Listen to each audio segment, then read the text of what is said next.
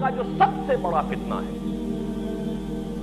اس کو اپلوڈ کیجیے، کیونکہ میں آج مہدی کے بارے میں یا یاجوج ماجوج کے بارے میں یا حضرت مسیح کے نزول کے بارے میں کچھ عرض نہیں کروں گا۔ بقیہ وقت جو میرے پاس اب ہے وہ مجھے صرف کرنا ہے صرف دجال کی وضاحت۔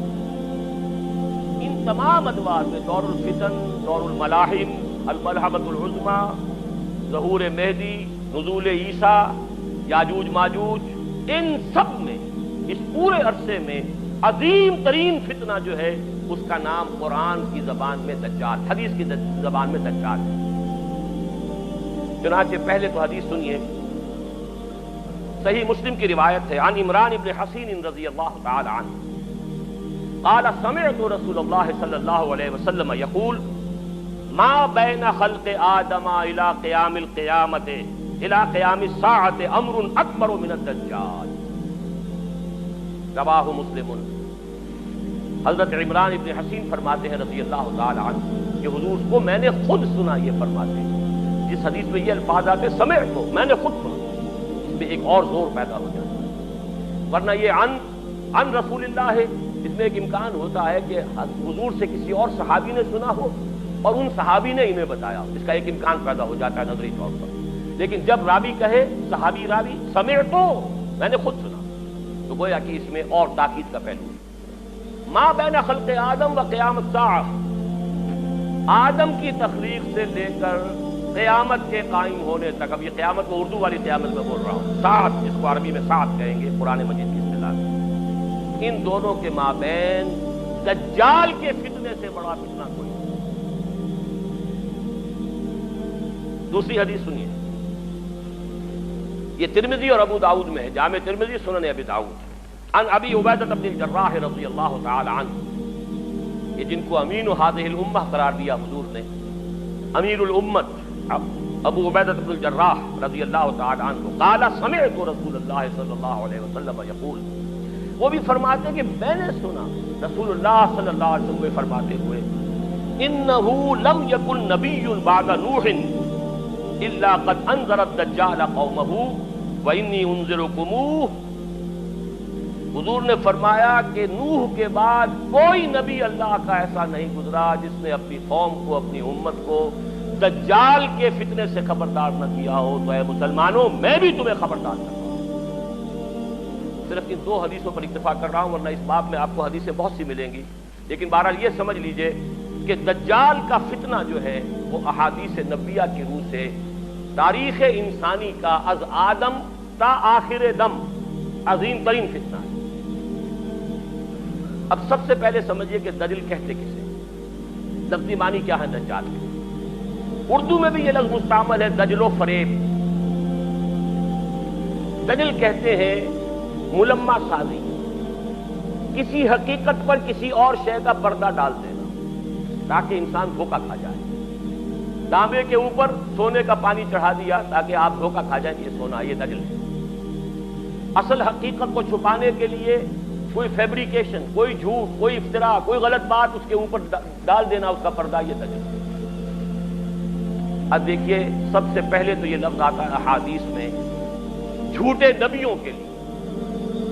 یہ حدیث سن لیجئے، یہ بھی جامع ترمذی اور سنن ابی داؤد کی روایت ہے، وَأَنَّهُ سَيَكُونُ مِنْ أُمَّتِي كَذَّابُونَ ثَلَاثُونَ كُلُّهُمْ يَزْعُمُ أَنَّهُ نَبِيُّ اللَّهِ وَأَنَا خَاتِمُ النَّبِيِّينَ لَا نَبِيَّ بَعْدِي وَلَا تَزَالُ طَائِفَةٌ مِّنْ أُمَّتِي عَلَى الْحَقِّ ظَاهِرِينَ لَا يَضُرُّهُم مَّنْ خَالَفَهُمْ حَتَّىٰ يَأْتِيَ أَمْرُ اللَّهِ۔ یہ حدیث طویل ہے، میں نے چھوٹا سا ٹکڑا اس میں سے لیا ہے، لیکن اس میں ایک طرف تو نوٹ کیجئے کہ خبر دی حضور نے کہ میری امت میں سے 30 کذاب دجال کھڑے ہوں گے جو نبوت کا دعویٰ کریں۔ 5-6 تو حضور کے زمانے میں آ گئے متصلاً، وہ مسلمہ اور نہ معلوم کون کون، ایک عورت بھی، وہ تو وہاں سے جو شروع ہوا سلسلہ، تو قریب ترین ہماری اس سرزمین کے اندر جہاں سے میں نے آج گفتگو شروع کی تھی، قادیانیت کا فتنہ، اور اس کی شدت کا اندازہ کیجئے کہ ابھی تک وہ پھیل رہا ہے، اس کے کہیں سمٹنے کا امکان نہیں ہے۔ اس لیے کہ دیکھیے،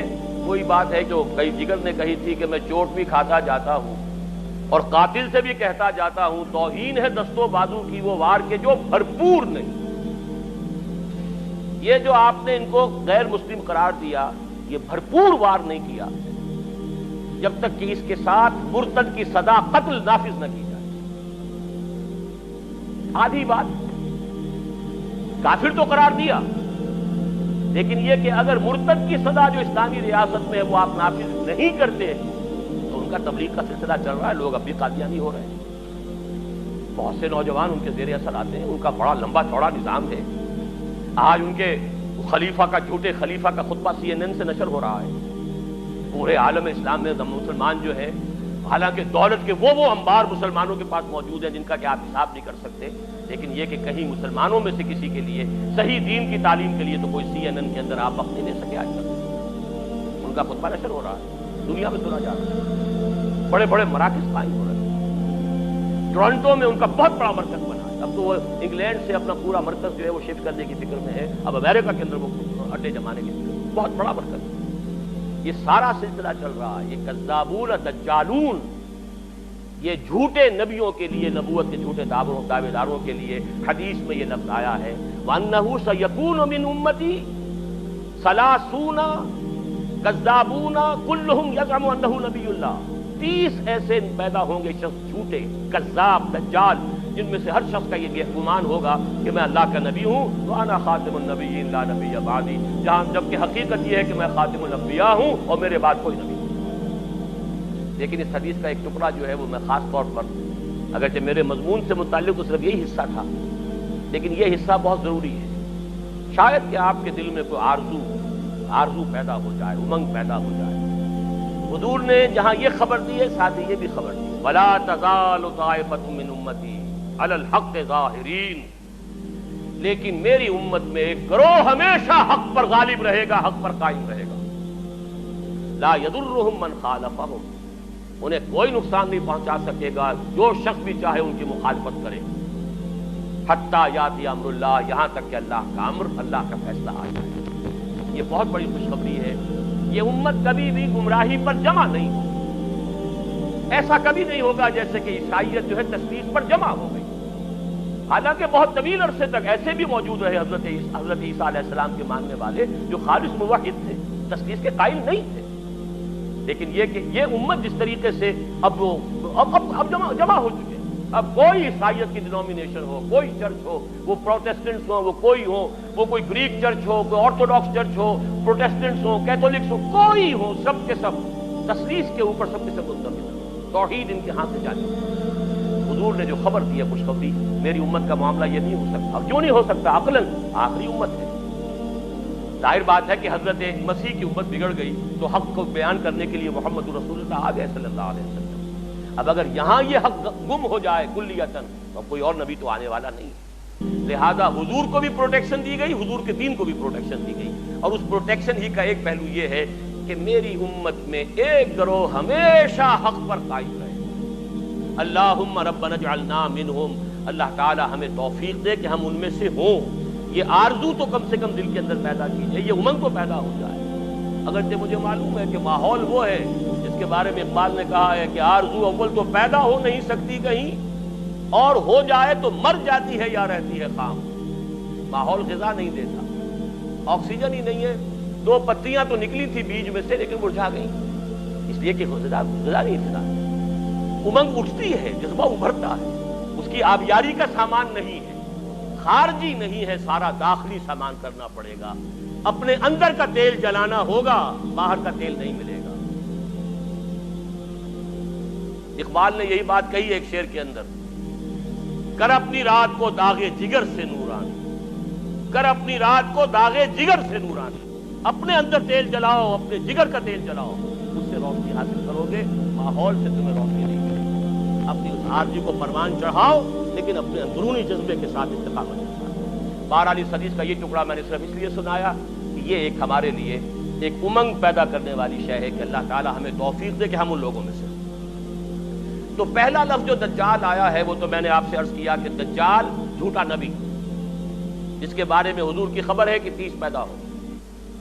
دوسرا ایک عمومی فتنہ ہے دجال، فتنۃ الدجال، عمومی فتنہ۔ وہ کیا ہے؟ اصل میں یہ تہذیب کے جس میں میں اور آپ، واقعہ یہ ہے کہ ہم اس وقت غرق ہیں. کسی کے سر کے اوپر تک پانی جا چکا ہے، وہ جا چکا ہے. کوئی گردن تک اس کے اندر ہے، کوئی پیٹ تک ہے، کوئی گھٹنوں تک ہے، لیکن ہم میں سے کوئی اس تہذیب سے بچا ہوا نہیں. یہ عالمی تہذیب ہے، دجالی تہذیب، جو شروع ہوئی تھی مغرب سے تقریباً 400 سال قبل. رینائسنس، احیاء العلم. لیکن اس احیاء العلم کے نتیجہ کیا نکلا؟ مادی ترقی، ٹیکنالوجی، سائنس بڑھتی چلی گئی، اور اس درجے بڑھتی چلی گئی کہ عروج آدم خاکی سے انجم سہمے جاتے ہیں کہ یہ ٹوٹا ہوا تارا مہ کامل نہ بن جائے. چاند کو پاؤں تلے روند آیا انسان، اور ابھی نہ معلوم کہاں کہاں کمندے ڈال رہا ہے. لیکن دوسری طرف آسمانی وحی والی ہدایت سے اپنی آنکھ بند کر دی. نوٹ کر لیجئے اس بات کو اچھی طرح. سورہ بقرہ کا 4واں رکوع جو ہے قرآن مجید کے فلسفے میں نہایت اہمیت کا. اللہ نے انسان کو بنایا زمین کی خلافت کے لیے. وَإِذْ قَالَ رَبُّكَ لِلْمَلَائِكَةِ إِنِّي جَاعِلٌ فِي الْأَرْضِ خَلِيفَةً. خلافت عرضی کے لیے آدم کی تخلیق. 2 چیزیں دی گئیں آدم کو.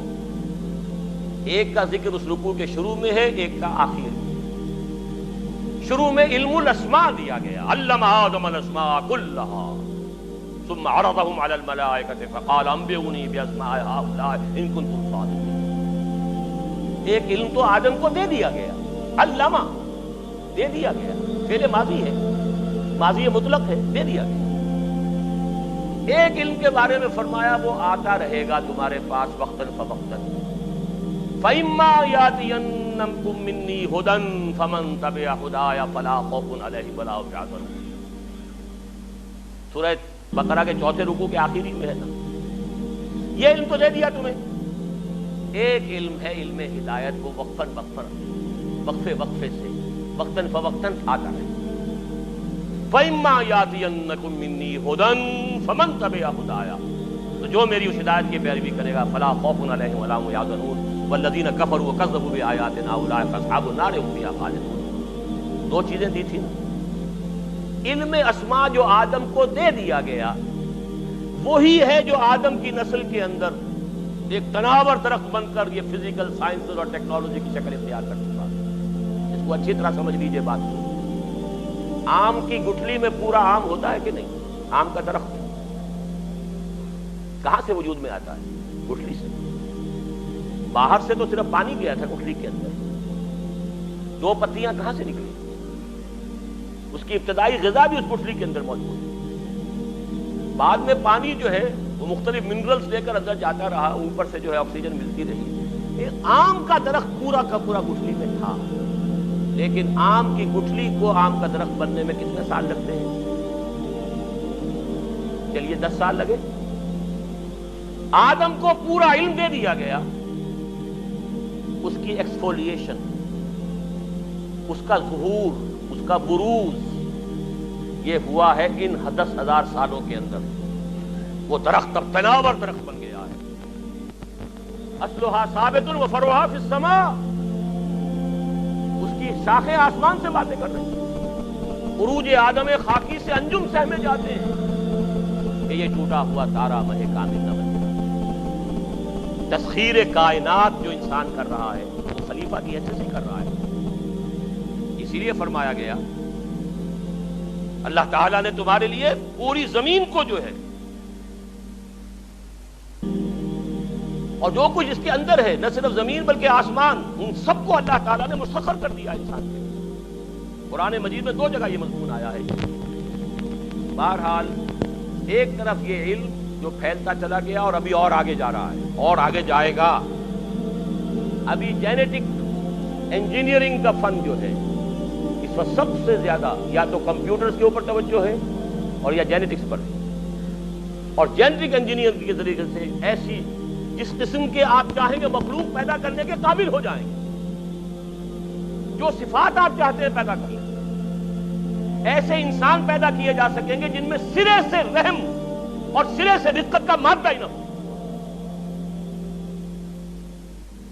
ہیومن روبوٹس جن کو جہاں سے جو حکم ملے گا، جس کو کہا گیا قرآن مجید میں علیہا ملائکۃ غلاظ شداد لا یعصون اللہ ما امرهم ویفعلون ما یؤمرون.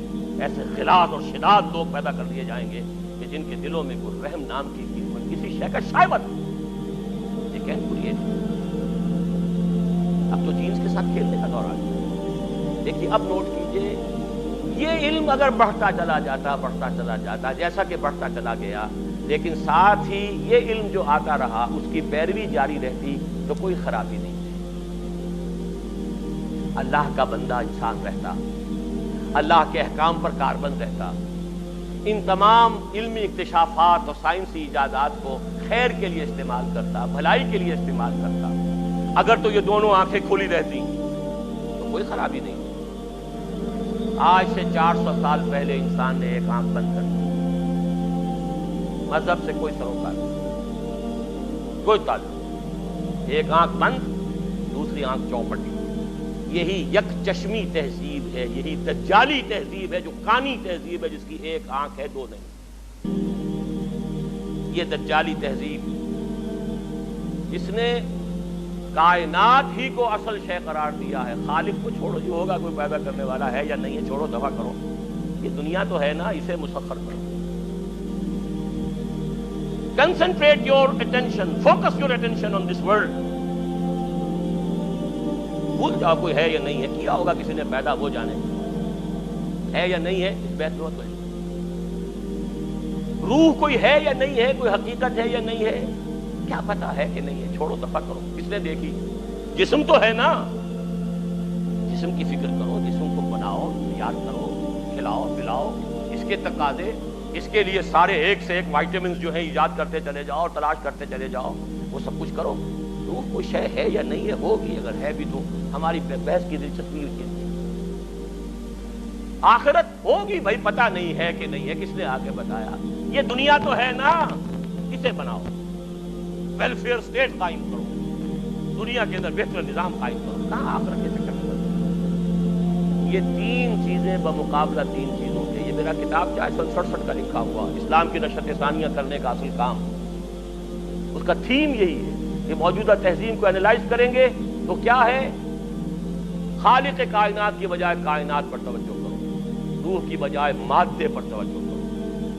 حیات اخروی سے چھوڑو، ہوگی نہیں ہے، کیا ہے دنیا کی.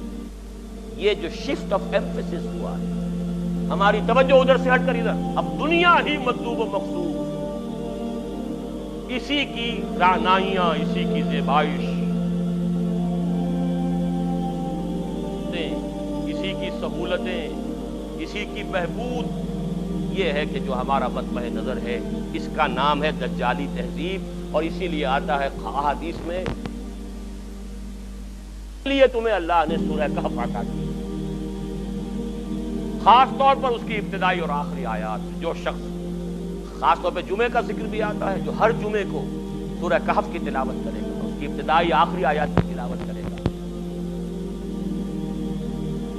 بناؤ اسے، اپنے ذہن اور فکر کا حصہ بناؤ اسے، تو پھر اس دجالی فتنے کے اثرات سے محفوظ ہے. وہ دجالی فتنہ کیا ہے؟ سورہ کہف کی 4 آیات کا حوالہ دے رہا ہوں. اِنَّا جَعَلْنَا مَا عَلَى الْأَرْضِ زِينَةً لَهَا لِنَبْلُوَهُمْ أَيُّهُمْ أَحْسَنُ عَمَلًا. ہم نے زمین پر جو کچھ ہے اسے اس کا سنگھار بنا دیا ہے، زیبائش، آرائش. آنکھیں چکا چوند ہو جاتی ہیں، نظر کو خیرہ کرتی ہے چمک تہذیب حاضر کی. یہ صناعی مگر جھوٹے رنگوں کی ریزہ کاری ہے، لیکن آدمی جو ہے اسی کا دل دادا. لِنَبْلُوَهُمْ أَيُّهُمْ أَحْسَنُ عَمَلًا. دیکھنا چاہتے ہیں اسی عروس ہزار داماد کے زلف کے گراگیر بن کر رہ جاتے ہو، یا ہم سے محبت کرتے ہو. رخ روشن کے آگے شمع رکھ کر وہ یہ کہتے ہیں ادھر جاتا ہے دیکھیں، یا ادھر پروانہ آتا ہے. یہی امتحان ہے. ہمیں چاہتے ہو یا دنیا کو چاہتے ہو. اِنَّا جَعَلْنَا مَا عَلَى الْأَرْضِ زِينَةً لَهَا لِنَبْلُوَهُمْ أَيُّهُمْ أَحْسَنُ عَمَلًا. ایک جگہ سورہ کہف میں حضور کو روکا گیا، حضور ان غرباء اور فقراء صحابہ سے اپنی نگاہیں ادھر ہٹا کر امیروں کی طرف توجہ زیادہ نہ کیجیے. ولا تعد عیناک عنہم ترید زینۃ الحیات الدنیا. اے نبی کہیں یہ گمان نہ ہو جائے لوگوں کو کہ آپ بھی حیات دنیاوی کی زینت ہی کو زیادہ اہمیت دے رہے ہیں.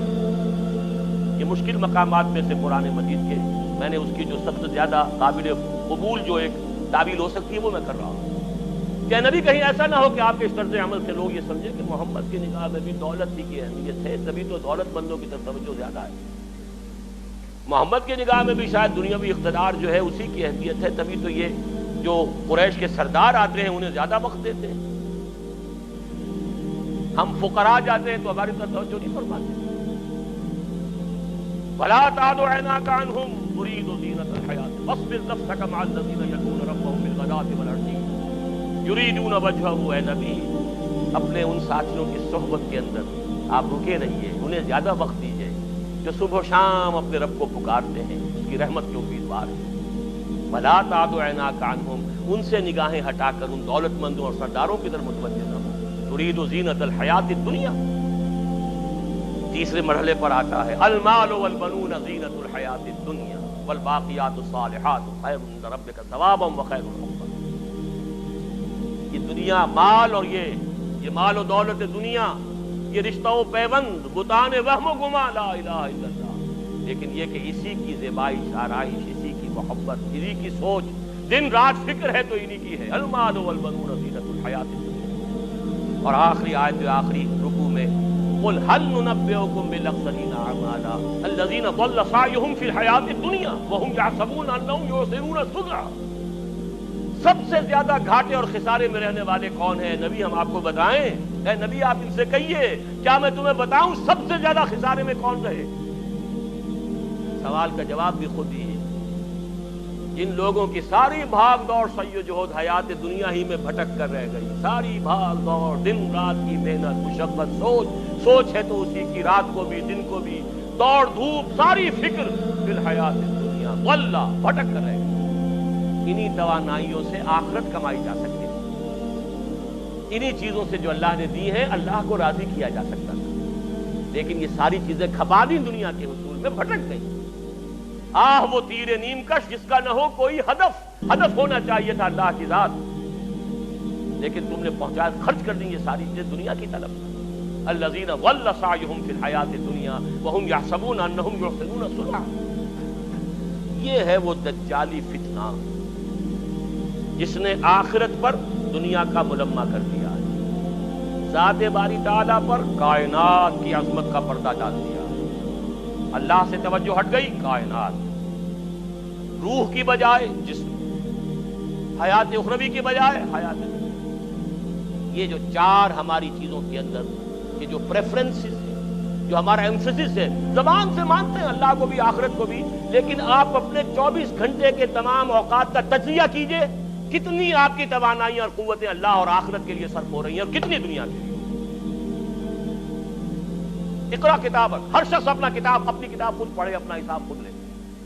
اقرا کتابک کفا بنفسک اليوم علیک حسیبا. ہر شخص اپنا حساب خود کر سکتا ہے. 24 گھنٹے شمار کیجئے اس کا کتنا وقت. ہاں ٹھیک ہے, بھلے نفس کا علیک حق پر, نفس کا بھی حق ہے, سونے کے لیے بھی وقت ہونا چاہیے, آپ کے اولاد کا لیے یہ حق ہے, لیکن پھر دیکھیے باقی جو کچھ آپ کے پاس ہے توانائی جو آپ نے لگائی ہے کچھ چیز حاصل کرنے میں, اس کا کتنا حصہ ہے جو اللہ اور آخرت کے لیے صرف ہو رہا ہے, اور کتنا حصہ ہے جو صرف اس دنیا کی amenities, facilities, luxuries, decoration pieces, کتنے پیسوں سے وہ چیزیں خرید کر لا کر آپ اپنے ڈرائنگ روم میں جا رہے ہیں.